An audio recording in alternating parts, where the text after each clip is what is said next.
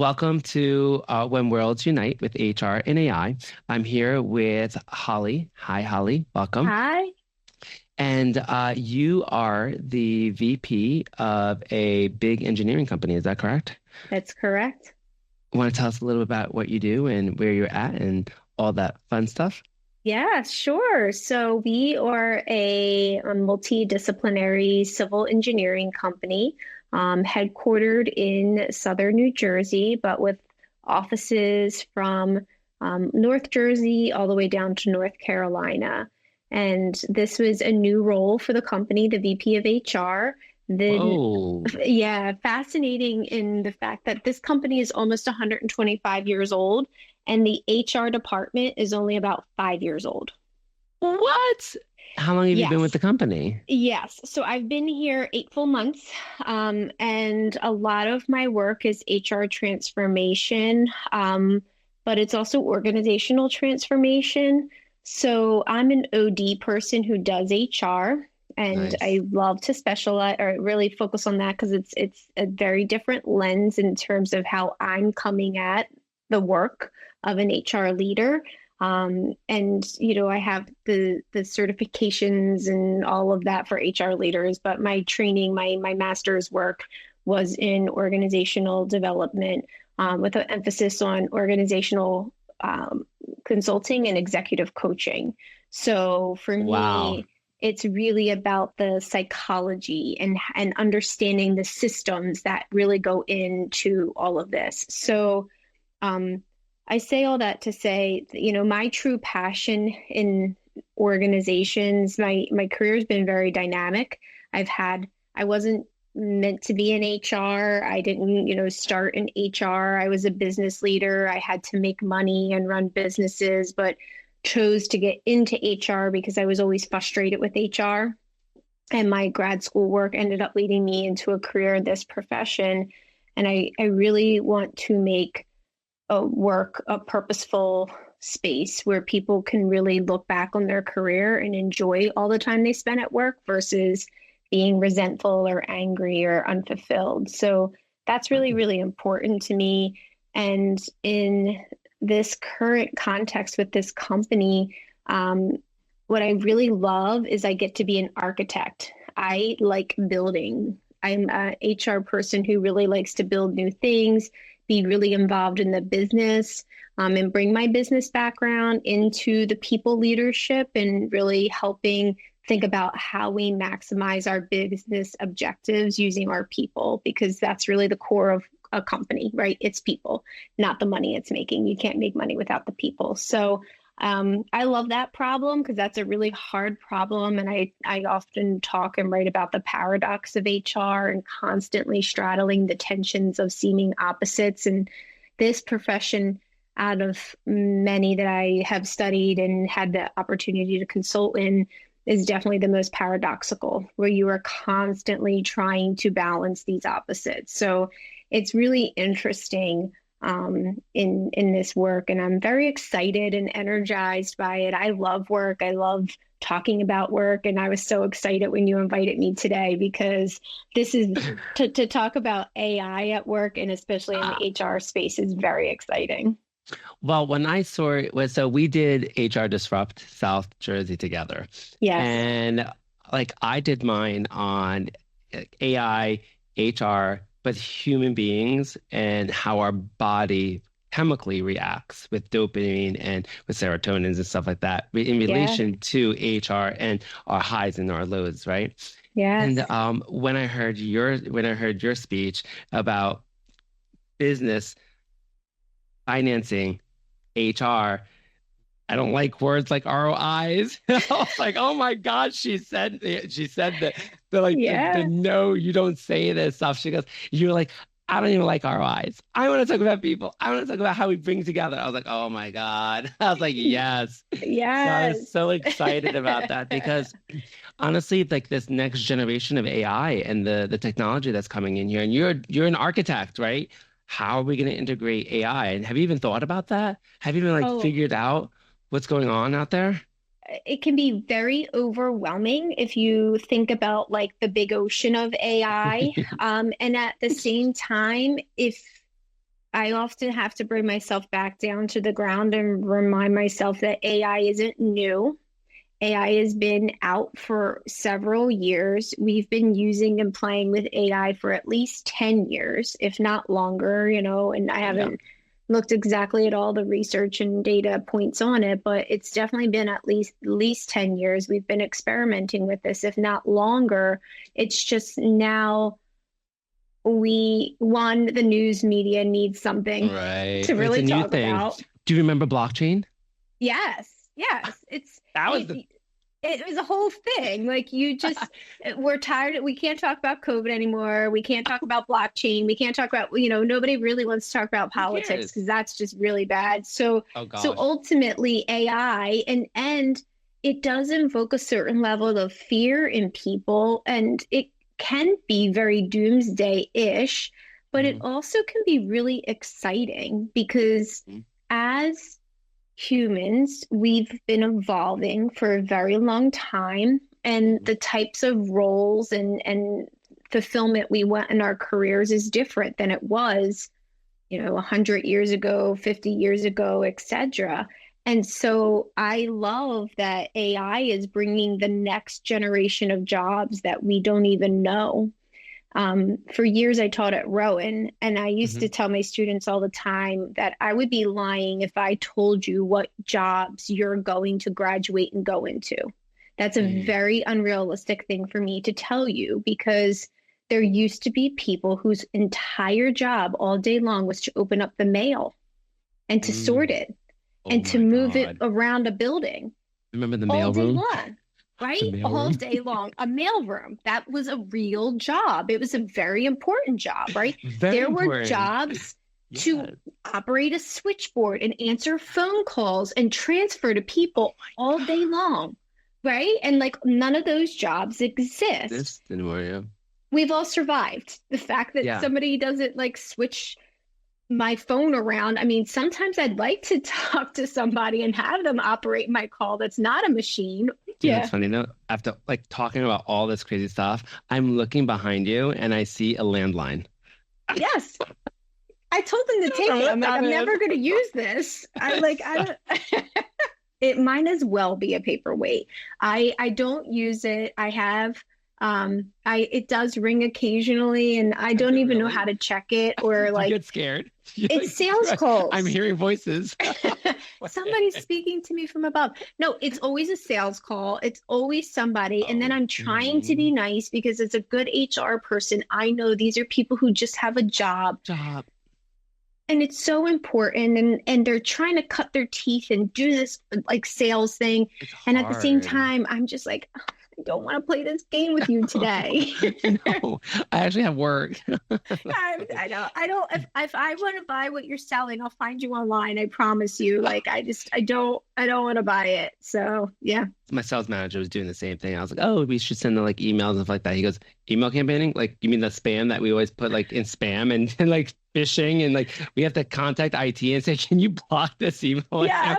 You want us to do that? I was like, oh, Yes. sorry. I was like, I'm a little out. I'm like, I'm an analyst. I have no idea what to do as an executive or like in sales or marketing. Let Yeah. me ask you a question then. So you're a teacher, you're an architect, you're a builder, you're a psychologist, right? How do you deal with like right now you're in a company, a growing company, and it's an old company. Like they've seen time and they've I'm assuming they're doing a good job. And not to really talk about your company, but just as an Yeah. example, Yeah. Yeah. it's moved 125 years. That's a century and a quarter of a century. Yes. Yeah. That's insane. It is, but I have explained to them like we're moving into our next group of ownership. So the company is passed down through different lines of ownership, and each of those bring a regeneration. And Nice. so we're in a really regenerative place as a company, and Nice. really thinking about where we take the company from here, and like where are we right now? What's working really well? Where do we want to go in the future? How do we get there? What are the gaps? What's possible, what's not? And so we're really in this regenerative place. And so cornerstone to everything we're doing is looking at how technology and specifically AI will impact our business. You're in my head. That was the question I was Yeah, going to ask. I Do know. do they care? Do they know what it is? Are they scared about it? Like I know for me, like I'm freaking out. Like for my Yeah. company personally, and just some of my clients that I do it with, we're like, okay, we need to get on board. We need to figure it. Like now I'm hiring engineers as opposed to analysts. So like my whole company is an analyst team. But now I'm like, oh Yes. God, now I need engineers, like software engineers, to help my analysts be successful. It's Yes. crazy. I'm like, great. I don't have a budget for like engineers. Do you see like and I see that a lot of my clients as well. Like I have about over 100 clients Yeah. and each all different areas. Pharmaceuticals, small business, nonprofit, education, law firms, and each one of them they handle this differently. And I kind of like tease the idea like, so are you guys scared about AI? Like, you guys even thought about it? They're like, it's not even on our radar. I'm like, whoa, really? And then I have others that like, yep, we have a whole like the whole IT team, like they're just pushing out all these new updates and like what are these updates? Like just stop messing with my computer because I need to do work. And it's like all these crazy glitches that we're seeing. And we're like, Yes. okay, undo that patch or reverse that update and stuff like that. Do Yeah. your owners actually think about this? And as you as an HR professional, do you even think about this? Like I know you are, but like do you think Yeah. about it in a sense as like how do I bring up the conversation, the owners? Yeah, our president is definitely thinking about this and has specifically said to me, like, I need you to think about this in terms of HR, but also, Yeah. HR helps write job descriptions and design jobs. And so Yeah. he's also said, I need you to look at how we do this in jobs in the company. So Mhm. I'm not an engineer by training or anything of, so I'm not going to necessarily determine how we do it in the work we do. Mhm. But we're in an interesting profession because from a very traditional thing, engineering has been a very hands-on, in-person training type thing. I Mm. came from medicine. My former job was in a medicine type environment, and that was very much an in-person training as well. You can use technology, but at the end of the day, there are things you need to teach. And with engineering, yes, calculators can do and computers can do math, but decimal points matter in engineering. And Yes. computers can actually cause errors in some instances. They can be more accurate than people, but there has to be a check. And so they're definitely thinking about it. There is a reluctance on seasoned engineers to use Mhm. technology because they feel more comfortable playing, calculating the Yeah. formula. And, you're printing out a design and um, all the scanning, there's lots of really great scanning technology out there, but that scanning isn't actually in the physical space. It's a Right. computer taking that. And so there has to be a level of human manipulation of what you're seeing and, maneuvering in the space. And so, yes, they're definitely thinking about it. I understand it philosophically from the business space of what, we need to think about and how do we balance the traditional methods we've used that we can rely Hmm. on with putting these Hmm. technologies in place where they can be more dependable. In the HR space, I've encouraged my team to use it. How big is your team? So there are 9 of us. Oh, Yeah, that's a nice good size. How big yeah. is your organization? We're almost at 500 people. So Oh, that's yes, a good yes. size. Yeah, so I am very fortunate here to have a right size HR team. Most companies are running on Yeah. a shoestring of like people, and I would tell you I still need more people for the amount of stuff that we want to do. But Yeah. People really, always think we don't do anything in HR, right? We just sit around yeah, and look pretty all day. yeah. Don't you want to plan my my grandest idea of my latest thing? And you're like, no, no, no. I actually have a lot that we're doing. So, but the team, like, just to get them used to it, I've first said like, go play with ChatGPT. Like that is just a great You have? way. Yeah, I tell them to do it all the time. Use it as a starting point. Like, use this Really? as a starting point to think about ideas. And if you're given a project Now, I don't want to go and read your thing and realize I'm reading ChatGPT. I Yeah. want you to give it, I want you to use it to give you some thoughts and guidance. And then you need to go back and customize it for what you're actually writing for. Oh, So, yeah, beautiful. it's Oh my God, it's great. so beautiful. It was so scary when it first came out. I actually did a test. So I did a LinkedIn post for one of my mentors. And she doesn't like really talking about herself, even though she has an amazing story. She's a vet and from the Marines, and she just has an amazing story. Just a, you know, like boss.com woman, right? Love Like a it. power leader. Yeah. Yeah. And she doesn't like promoting herself a lot. So of course I'm gonna do it for her. I was so against ChatGPT. Yeah. My team was not allowed to use it. I was like, we are customer service. Like, we're so customer service oriented as a consulting Sure. firm. Like, we have to be human. We have to be able to speak naturally, right? So I was so against it. And then I did an experiment. I did these little two blurbs about Yeah. her, and I put one in ChatGPT. I just did some basic prompts. I saw what ChatGPT brought up. And then I did my own version. And then I sent it to her. She picked one. Then I sent it to my team. I said, you guys all love ChatGPT so much. Here you go. Which one is ChatGPT? Which one is my own writing? Drum roll. The results. They all picked mine thinking it was AI. Oh, And they interesting. didn't like AIs. They're like, Interesting. it was so technical, it was so formal, it was so dry. It like I couldn't feel anything out of it. And then when I guess what my mentor picked? She picked mine too. And she's like, y'all Sure. loved it. So now I'm like, human experience, here you go. Like ChatGPT But the does not work. difference is your prompt engineering. So if Ah, you prompted it to say, here are a set of things and make this warm and inviting, fuzzy and it will yeah, do that. And yeah. so the interesting thing, and I play with it all the time. I have Mm. tons of them, and you have to you can keep playing with it. And so understanding that is really important. And I think that's like an easy kind of trick and tip for getting started in AI. Another one that we have O365, so we're a Microsoft. We're on Teams. We're a Yeah. Microsoft company, and the O365 has a ton of AI type products.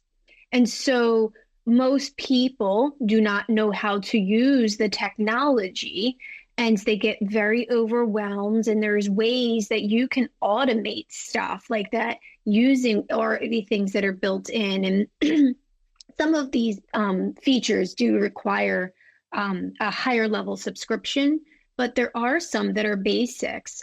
And so I You have can my trick the team. system too. You can trick You the system. can. Yes. Yeah, Holy, you can isn't trick it that into crazy? letting you. I love it. I love it. Isn't I that do it all the crazy? You time. can trick it into giving you what you want at the Yeah, like the like the free version, but still ask it to do subscription stuff and still trick it by what?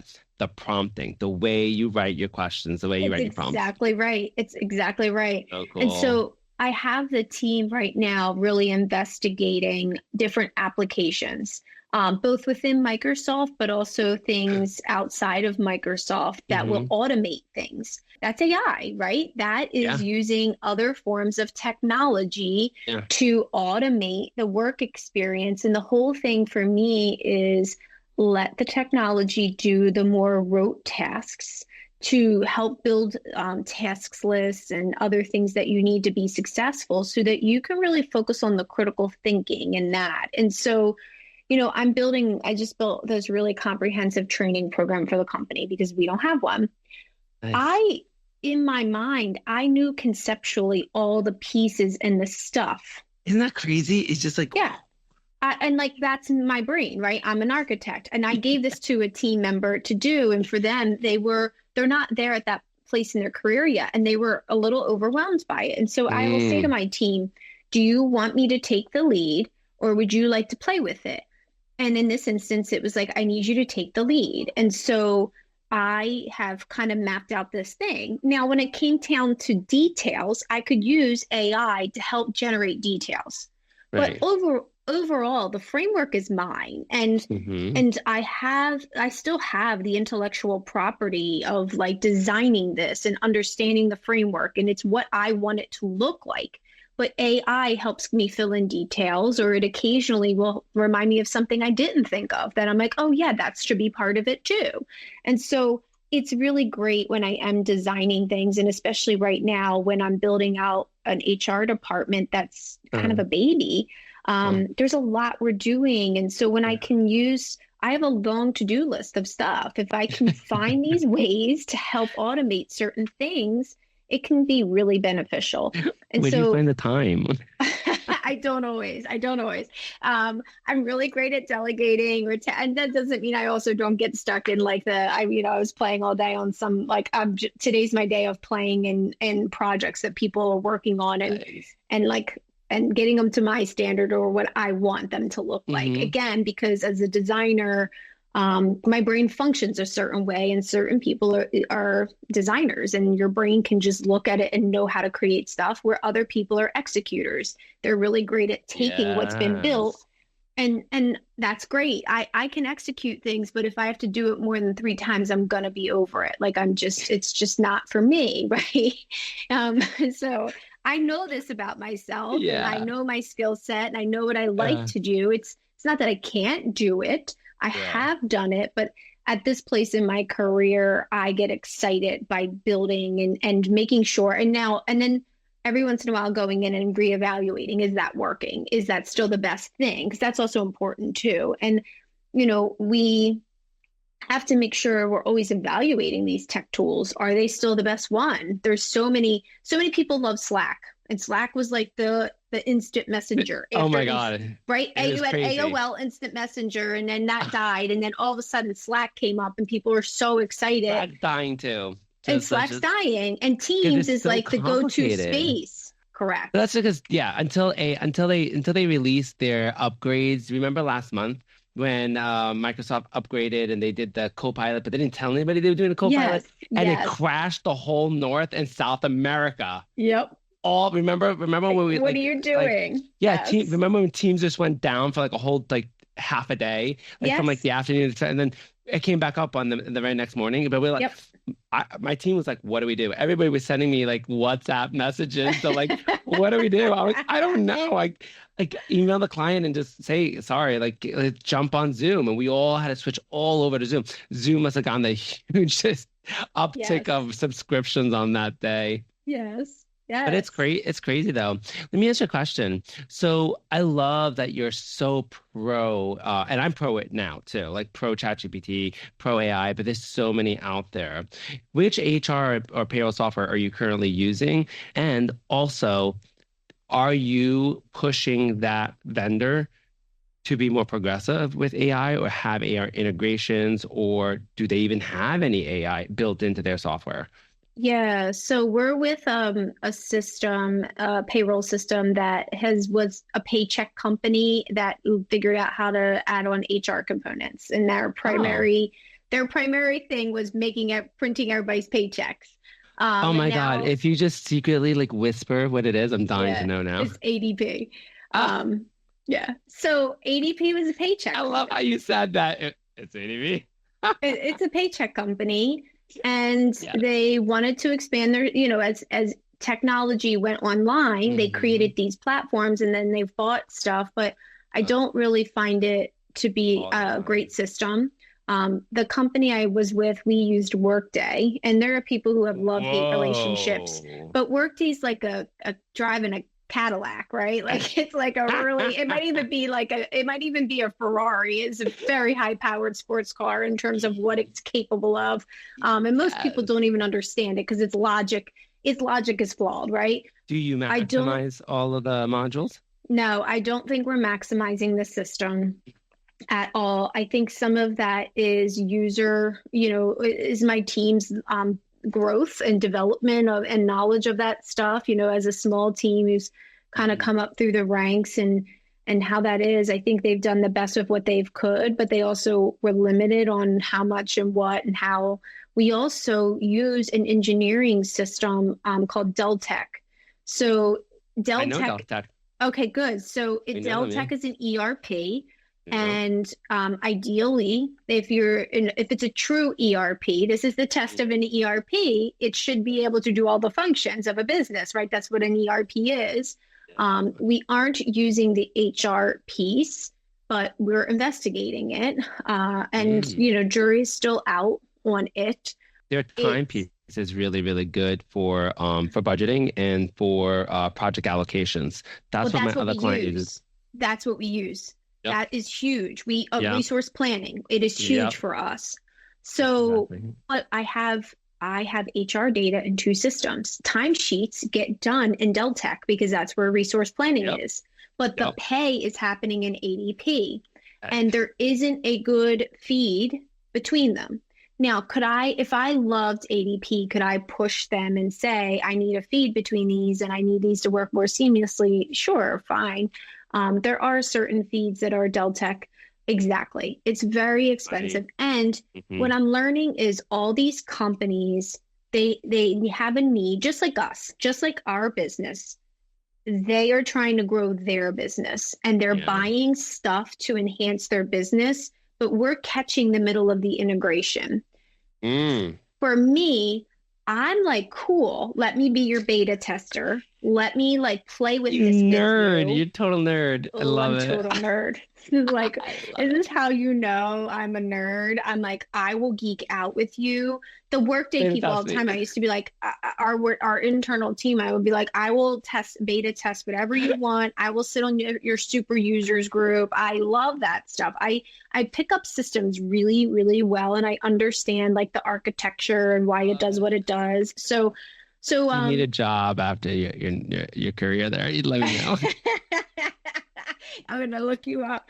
Yeah, yeah. So I mean, I'm trying to use my system, but honestly, I don't think the HR technology, and even knowing Workday as well as I do, I don't think the HR technology has caught up. And HR tends to be this laggard because we're in the Hmm. business, supporting the business. We, our systems don't, I have, they're not all the best they could be to help us run the people function.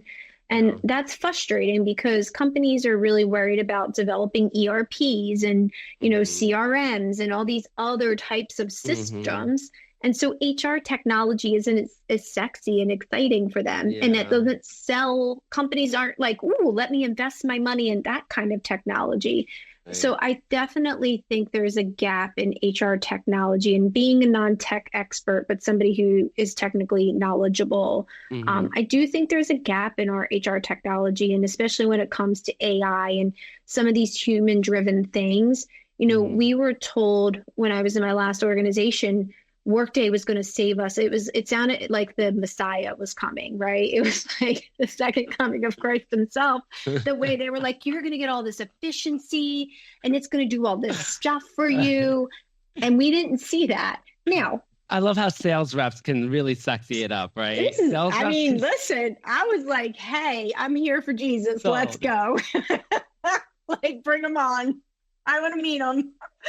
Oh my God, It didn't. yes. I didn't meet Jesus. I'm just telling you, I didn't meet him at any of my time using the system. But We're part gonna get of so that, many viewers. We're gonna get so many Christian viewers. I'm excited. yes, yes, all the Christians, bring them I on. love Um, it.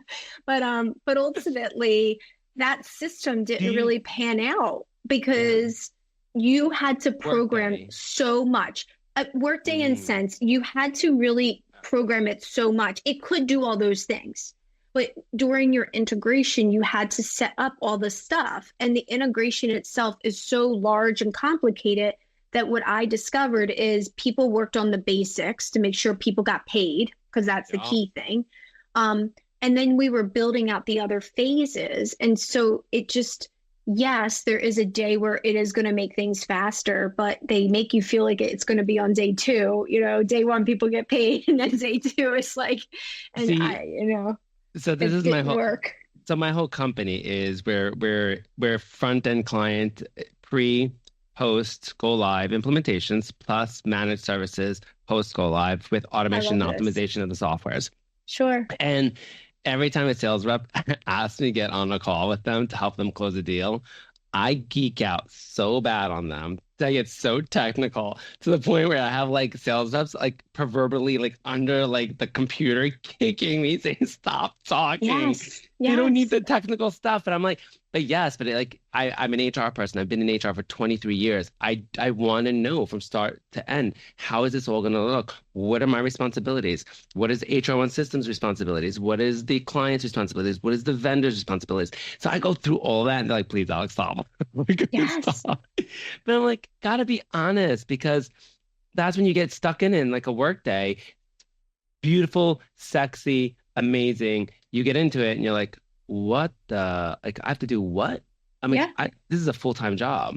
It is a full-time job and it is a phased process. Yes. And Nobody gets that. I don't think that, and maybe I missed it. I don't think I did, but I wish they would have been honest. I would have been okay if they said this is going to be a phased approach and, within X amount of years, you can get to this place. But, Mm, year one is really about is stabilization, hmm is getting the stuff in the system and getting the system to work. And that's going to take a while because you're not going to understand any of it. And they don't teach hmm you the logic, which they don't teach you the logic because the logic doesn't make sense. Because if you understand system architecture and logic, and then you understand why to do certain tasks the way you do them. That particular system, the complexity of it is the logic is illogical. And it's like, what happened? It doesn't make sense. Where did they go wrong? Where is like Where did it flip? Right?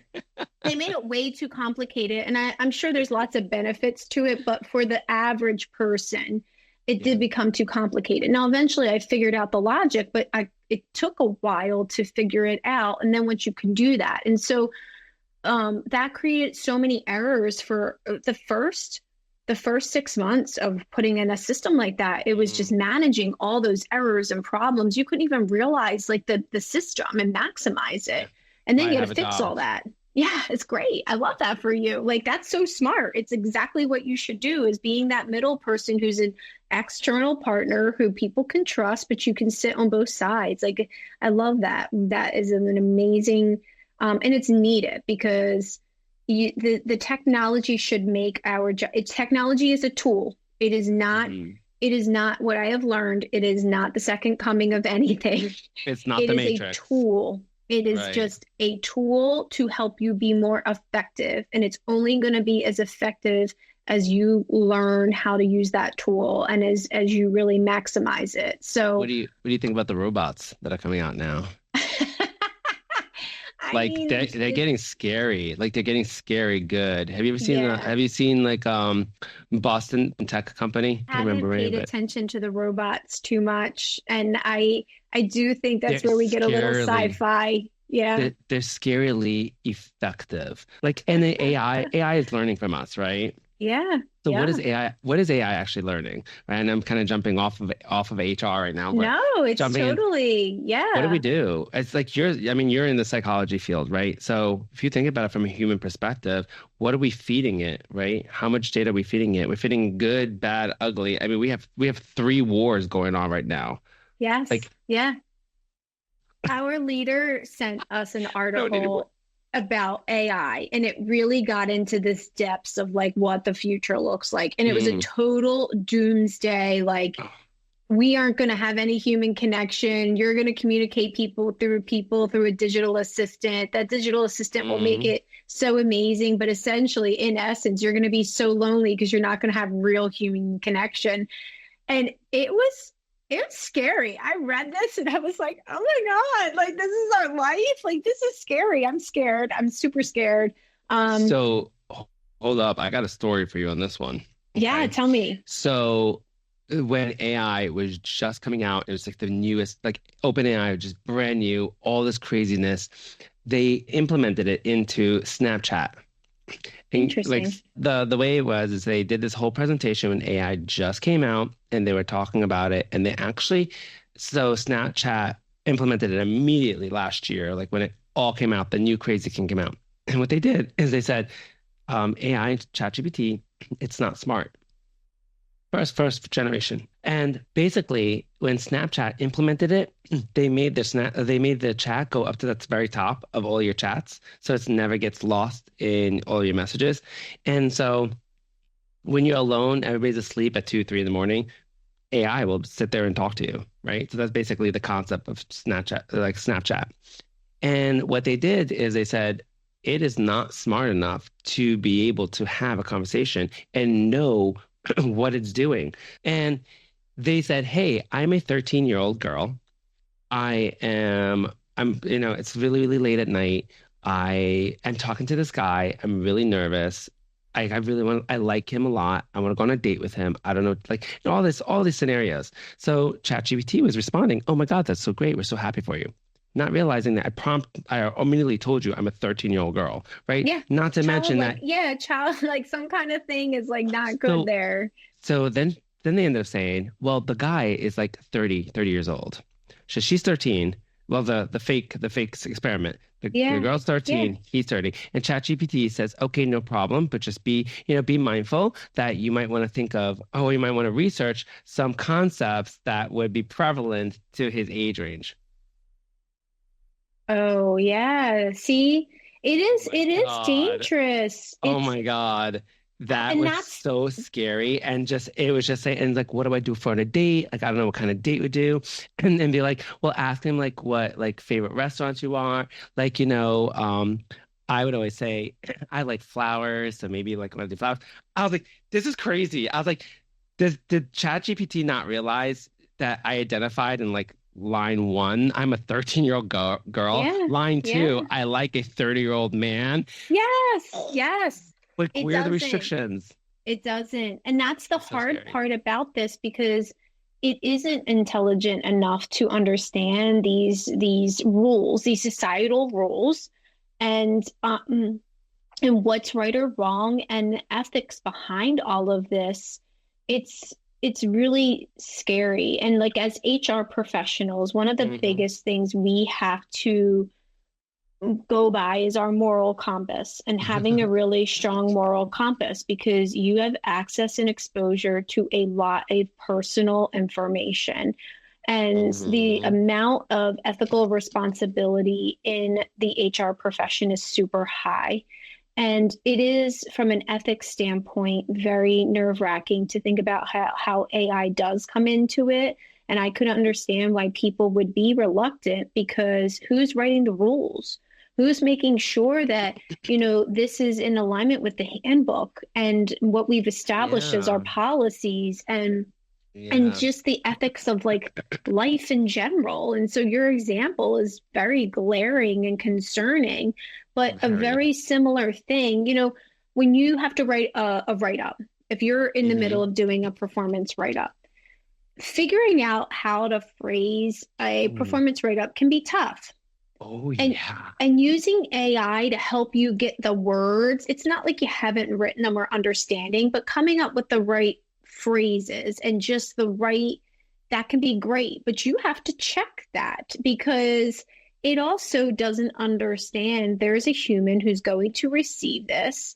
And the progressive discipline process could result in termination. But no matter what, when you're terminating somebody, you're taking away their family's livelihood. Like they're going to be without a paycheck, whether it's with cause or without cause. Even when it's with cause, it's always hard. That is one of the hardest Yeah. parts of this job and being in Yeah. these types of chairs is you are responsible for doing really hard things within the Yeah. organization. And you know that it is a fine balance of you have to create an environment that's welcoming and helpful for all, but sometimes that means that there is an individual who doesn't fit. And so, you can use AI to do certain things and those things, but in instances like writing a write up, but you also have to be mindful and check it and like make sure that it also isn't What so about harsh. what about So performance reviews? performance reviews is Do you yeah. do you know how many times I had to go into a client and they're like, "Oh, you need to help us with like doing performance reviews." Of course, on the technical side, we build the platform for them, but then they have to go through whole manager training, and they have to Hmm. be like, "Hey, this is you. Please don't say it like this," or remember when you're writing things. I know, like, go to do the first draft and then go back and read it. And are you harsh? Like, are you using the correct tones? Use certain words. So, like, if they use ChatGPT to write the performance reviews, how genuine is that review? Yeah, for sure. Like, And that's going to if be a you little don't know scary how to too. prompt, I mean, there are $200,000 jobs that are focused on prompt engineering. Mm, The average person doesn't understand how to properly prompt engineer. And mm, HR leaders, we're always chasing problems. Managers are on the front line. They're the ones making decisions in that moment. And then we have to follow up and deal with the problem. And it's not mm. necessarily saying the problem is the manager's fault, but we have to respond to however that manager did or didn't respond in a situation. And so, performance reviews and these types of things, when managers are responding, they're writing these performance reviews, but they're not really thinking about how it's coming out. And the thing about feedback is making sure that well, it's not feedback, it's the sender receiver model. How do you Mhm. send a message using the methods that are needed for that receiver to receive that message, understand it, and do something with it? Wow. And that's a very high level of communication that most people don't Wow. possess, right? They communicate in the style my style, and how I need to hear it, not how my receiver needs to hear it. And so, That's your next Disrupt HR talk. yeah, Sending, communicating. receiving communications. Yeah. Yeah, the paradox of that one for That sure. paradox of that one. That's a Yeah. good one too. Yeah. It's Oh my like, God. and most people aren't skilled in that kind of Mm, communication. Like it's just we and I listen. I'm just because I've done tons of training in this stuff in my past career, and it doesn't mean I don't make these errors too. I try to be mm. more aware of them, but we all are rushed and limited on time and got a to-do list as long as our arm, and you're trying to get it all done, and you're trying to use AI to make it get done faster. But and while I you're love it. doing it, you've missed the nuance. And the nuance Yeah. is that detail of remembering these are human beings with feelings. And I Yes. think that kind of brings me to a thought of we're so in our own head, in our own space, in our own feels, feeling whatever we're feeling. And if we haven't really dealt with our stuff, we're really feeling not in a good, positive way. And so we're not even aware of how other people are feeling. Do you think And that's hard. do you think COVID exacerbated that? For sure, for sure. Yeah. I mean, before COVID happened, there were a couple key headlines, and the mental health crisis was one of them. The Oh opioid yeah. epidemic was another one, right? So we're talking about AI as a current headline, but pre-COVID, two big headlines were the mental health crisis and the opioid epidemic. And those Hmm. headlines have like disappeared completely. Opioids haven't left. Well, what was they what were they calling the drug wars or something like Yeah, that? for sure, for They, sure. where did that Well, go? and Nowhere. pharma got away with what they got away with, right? And so, and then, for mental health, there are not enough people in the profession. Those who are in the profession, they don't make, a standard of living that's especially social workers. And there was a lot of social Yeah. justice that wanted to bring more social workers into police forces and what have you. But those people are not paid to be doing that kind of line of work. And so ultimately, yes, I do think that COVID, there's a lot of stuff. I even see it in my 9-year-old or my 10-year-old child. I think, Really? yeah, I see how they interact and their need for connection. I just, down to that little level, all the way up to adults in the workplace, I don't think people are okay. And I don't think that tools like AI help us with the human connectivity. You And know, that's really the most concerning thing about it. I had Scott Pendergast. He's my very first episode. And we were just talking about this emotional and mental state of behavior and being with AI and how does it work and how is it going to function? And he talks exactly what you like. We had the best cohort for that Disrupt HR, I have to say. Yeah, We had such a yeah, great combo of speakers because speaking exactly what you're doing, the mental state of behavior and how to handle it. And his book actually talks about that too, talking about, where he was, where he's been and how to deal with all these mental behaviors as well. Especially, and he's younger. He's much, much, I did not know this. He's so much younger Yeah. than us, Oh, that's younger than so me. funny. And I'm like, oh my God, I'm like, you're a baby. He goes, no. I was Yeah. like, damn. Yeah. But he speaks, his book is so brilliantly written, and he speaks to the generation of like these next gens, the 2000s and Yeah. beyond, Yeah. I get babe. lost. I know there was like a Y, a Z, a millennial. I don't know Yeah. who's any. I got lost in Oh, the sauce for sure. so Jonathan Ross, he's the CEO of Grok. I'm probably killing that name. And it's just another AI tool, the competitors to OpenAI. And Okay. they also have a ChatGPT, which is a little bit more integrated. It does use a little bit more of natural language machine learning than Okay. it does from the other platforms, which is really, really cool. However, he loves to talk about the ethics. He's a big guy. Like when I'm taking an ethics class now. So Okay. ethics and leadership at Lehman College. Yeah. And this course is just, I'm geeking out on this course because there's so much to talk about, where I do use CEOs and big time, executives that are the front runners of this technologies, right? So when you look at someone, for example, like Mark Zuckerberg, and great guy, but just keeps making mistakes, man. I mean, I don't know. I mean, I'm I never mean, at if his you level. think about Love the the, guy, but great yeah, platform. I But don't know though. I think that Facebook and its premise, because MySpace wasn't good at this, but Facebook figured out how to my do what? this. Wait. Hold MySpace. up for the younger viewers Yeah. watching this.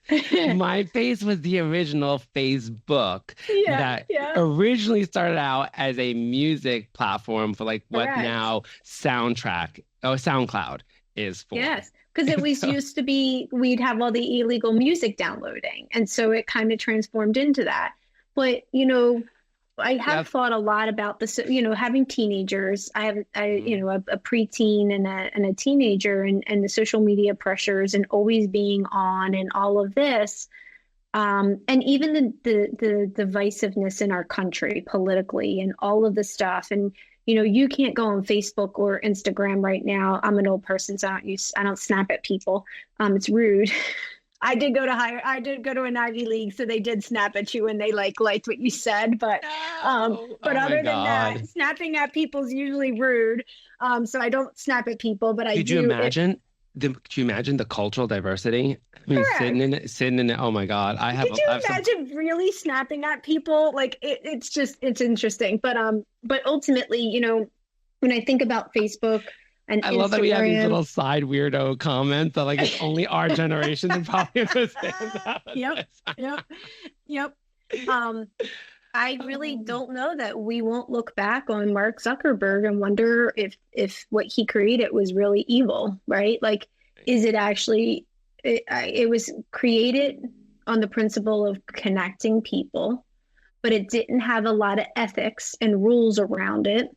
And without that, it was allowed to grow into a thing. And mm, unfortunately, it's like what we learned with about society. This is sociology in its thing, and cultures, and understanding all of these anthropology, all these types of things that have been studied.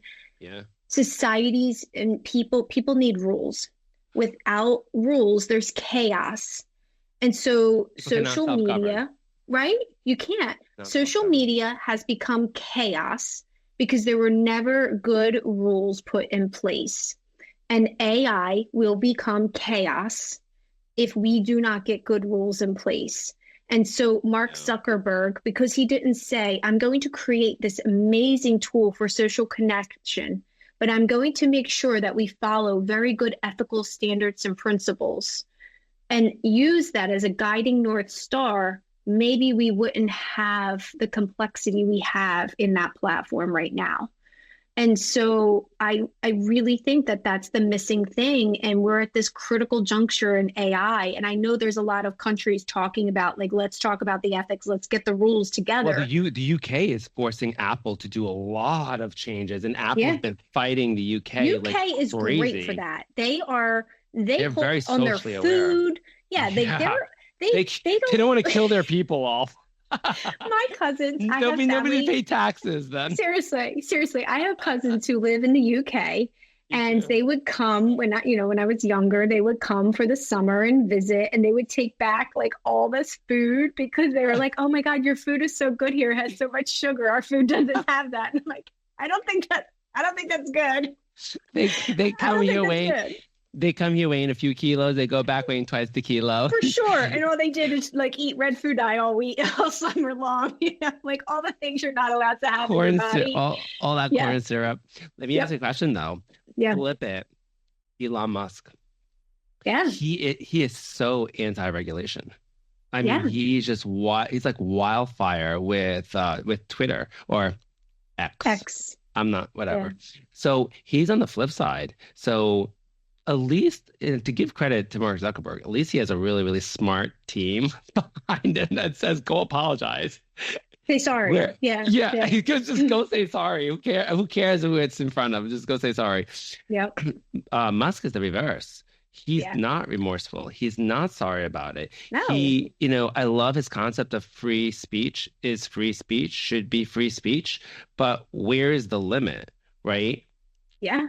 Well, and Hurtful, painful, pe like words hurt, right? and that's the problem is that your rights end where someone else's begin. And you're assuming Mm, that people are evolved enough to understand the give and take of that and how mm, to balance that. But we live in a scarcity principle. There is not enough, and I need to have it all. And because society's in this scarcity of like, I need to have all of this, where I often tell my teenager, you're not competing with that other young woman. You're not competing with her. She's not your competition. There is enough in this, there's enough, um, male companions, there's enough teams, there's enough of everything for everybody to have their needs met. So you have to stop looking at people as competition and looking at them as other people having a human experience, much like you. And mm. we're so competitive and we want all this stuff. I mean, look at how much of the world's money is controlled by just a couple people compared to the actual amount of people. The middle class is the largest and has the most power, but as actually gets the most It's restrictions placed on them and it's shrinking. because and it's shrinking, but they also keep putting restrictions because they don't want that group to rise up and take over power. Because if you really think about it, the strength in numbers, you could rise up. Oh my God, I have But so many ideas on this. Oh my God, right, yes. You're fascinating. in my head. I You're think in my about these head. things all the time, and it's really scary. I tell people, I'm like, you don't want to be in my head. It's a scary place to be. Oh my But God, your headspace is probably like next door to my headspace. I come over and we're ask for sugar. neighbors, Yeah, I come over and ask for a cup of sugar. You come over for ask for a cup of and I milk. give you wine. I'll give you all the sugar you want. You can crack out on it, Yeah, red food dye for you. right? But I do think a lot about like AI. I'm okay with AI being on the computer. I'm okay with it being limited on a laptop that doesn't have legs, right? Yeah, But the moment we keep moving it over into an physical entity, and when do we cross that line of like when do we like we can't even we still don't even respect each other as human beings in the world. How are we going to expect to then start giving rights to robots? And when they reach consciousness, how do we even identify consciousness? Because we still don't know what consciousness is, right? well, the interesting thing is you're comfortable with it on your computer, but everybody is carrying it around in their pocket, and they have been for years, right? Your phone's been listening to you for years, and Yes. if you can't find your phone for 2 seconds, like people panic. It's like a full-on shaking. Earlier Hmm. today, the Good Morning America was talking about phones in schools and new policies, and my teenager was telling me this is ridiculous, and you're taking our rights away. And I was like, I didn't have a phone in high school, and I survived. I survived. Oh I my had a phone God, all this day is long. We did this great. thing called writing notes to people. It was like a whole We thing. passed notes along, and we got in trouble And with you would notes. fold them cool ways, right? And Yes. we'd get them as small as possible so the teacher couldn't find them. And when the teacher Yes. did find them, she opened it up or he opened it up and Yep. he read it out loud to the whole class. Whole class. You had to be careful, but you would fold them in the football thing so you could like flip them in a certain, yes, yeah. Yeah. So, I mean, or you pass them in the hallway like it was like a drug deal, but it's a note. Like, it I wasn't can't like this. imagine. They're just gonna have to come up with better emojis. Yes, yes, they'll have to draw them. But but That's true.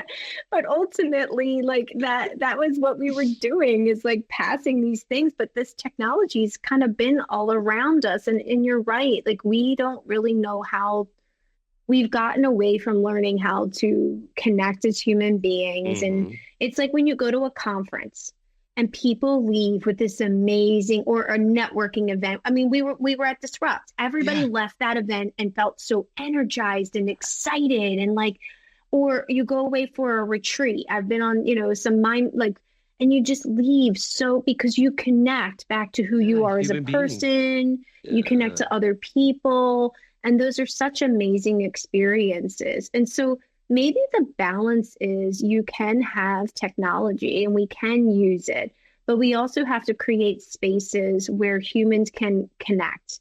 Mm. And it's like goes back to bringing people back to the office. So many Yeah. offices are like trying to reverse their thinking on this. And I don't think that that's the answer either, right? You don't have to say everybody must be back in the office. I think you need to create spaces where people connect. And Hmm. this is a cultural thing that's open for a long time. Tribes used to come together for certain Yeah. times of the year to share meals and trade goods and do all Yeah. of these things. These aren't novel ideas. And conferences aren't like a thing that, companies Yeah. created. Tribes did this long ago. So if we look back into those types of things, we can learn a lot from them that humans need connection. They connect the most over food, and food Mm. is such an important connector.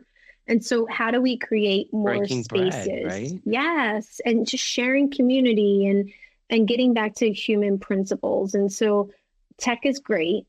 It has to be balanced with the human principles and making sure we don't forget those ways we need to connect outside of technology. Like everybody drop your phone in the basket and you can pick it up when you're done. Do you think people, are you kidding me? Trying to get a millennial to do that now? I don't even, Anybody, anyway. you try to get a baby boomer to do it, they are just as guilty. Oh my, Everybody my mother they is everybody addicted. for sure, My for mother is sure. addicted to her phone. It's out of Yeah, control. I love her, but I'm like, Mom, do you know yeah. what you're writing? And she goes, It's okay. What? You're like it's not really, but that's okay. I'll let you think it is. Yeah, It's yeah, awesome. I love it. yeah. Well, I want to thank you so much. I've taken up so much of your time. This is hilarious. I just had so much fun talking to you. Look, connecting. So I want to Connecting. really, really thank you so much for taking the time and just giving me so many ideas. You just came up with your next disrupt a topic, right? So I'm you're sitting this great. one out. I told him I would sit this one out. So, Oh yep, no. yep. Love it, love it. So thank you so much. It was a pleasure. I can't wait to do this again with you. I'm definitely going to come up with some other ideas, and Okay. I hope I can pass them along to you, and you can just, be a really added resource. And thank you so much for everything. I mean, really, this is I'm totally energized right now. Yes, me too. It's so exciting. I love talking about ideas and just strategizing about what world we're going to create. So thank you for the opportunity, and I welcome future conversations and fun. Love it. Thank you so much. You have a beautiful day. Thanks, you All right. too. Take care. Bye. Bye.